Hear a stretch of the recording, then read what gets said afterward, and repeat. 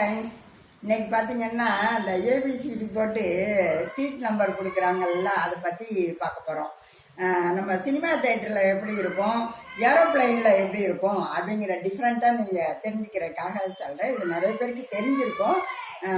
ரொம்ப தெரிஞ்சிருந்துமே நாங்களே கோட்டை விட்ட ஒரு இன்சிடென்ட் இதில் நடந்துச்சு.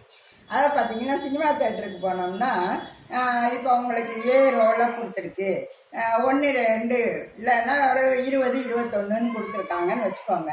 நம்ம உள்ள தேட்டருக்குள்ளே போன உடனே பார்த்தா 20 21 அடுத்தடுத்து இருக்கும். நம்மளும் நம்ம வீட்டுக்காரரும் அடுத்தடுத்து உக்காந்துக்குவோம். இது மாதிரி நினச்சிட்டு ஃப்ளைட்டில் வந்து எனக்கு J35 36 அப்படின்னு கொடுத்தாங்க. J36ன்னு கொடுத்துட்டு அவங்க வேற கேட்டாங்க, எனி ப்ராப்ளம் அப்படின்னு சொல்லி. நானும் எங்கள் வீட்டுக்காரரும் அப்படி பார்த்தோம், ஜேல தானே இருக்கு, 2 பேருக்கு அடுத்தடுத்து தானே படிச்சு, இதில் என்ன எனி ப்ராப்ளம்னு கேட்குது அப்படின்னு நினச்சிட்டு நாங்கள் பாட்டுக்கு ஃப்ளைட்டுக்குள்ளே போன பிறகு தான் தெரிஞ்சிச்சு. ஃப்ளைட்டில் வந்து இப்படி ஏபிசிடி வராது. அந்த இதில் வந்து எப்படி வருதுன்னா இன்டர்நெட்டில் வருது. அப்போ என்ன ஆகுது, இவர் வந்து ஒரே இதில் தான் கொடுத்துருக்காங்க. J35ன்னு இவர் முன்னாடி உட்காந்துருக்காரு, நான் J36ன்னு அடுத்து பின்பக்கம் சீட்டில் உட்காந்துருக்கு. எனக்கு இந்த பக்கம் இந்த பக்கமும் 2 வெவ்வேறு ஆளுங்க உட்காந்துருக்காங்க. அவருக்கு இந்த பக்கம் வேறு 2 பேருக்கு சீட்டு.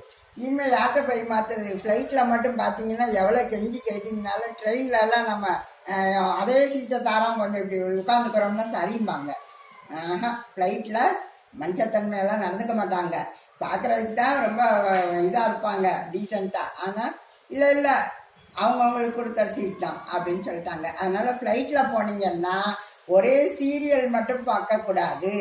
அந்த ஏபிசிடி இருக்குது பார்த்தீங்களா, அதில் இப்போ உங்களுக்கு ஏ கொடுத்துருந்தா உங்கள் வீட்டுக்காரருக்கு பின்னு போட்டிருக்கா அப்படின்னு நல்லா பார்த்துக்கிடணும். அதாவது எந்த நம்பர் வந்து வேறையாக இருக்கலாம், தப்பு கிடையாது. இது வந்து கரெக்டாக இருக்கணும். அந்த இது அதாவது பார்த்தீங்கன்னா 17வது ரோ அப்படின்னா 17வது ரோவில் உங்களுக்கும் உங்கள் வீட்டுக்காருக்கு 2 பேருக்கும் 17வது ரோவாக இருக்கணும் நம்பரில். இந்த ஏபிசி இருக்குது பார்த்தீங்களா, அதில் ஏக்கு அடுத்து பி, இல்லைன்னா சின்னு கொடுத்துருந்தா சிக்கு அடுத்து டி, அது இருக்காங்கிறத நல்லா கவனித்து டிக்கெட் போடுங்க. ஓகே, பாய்.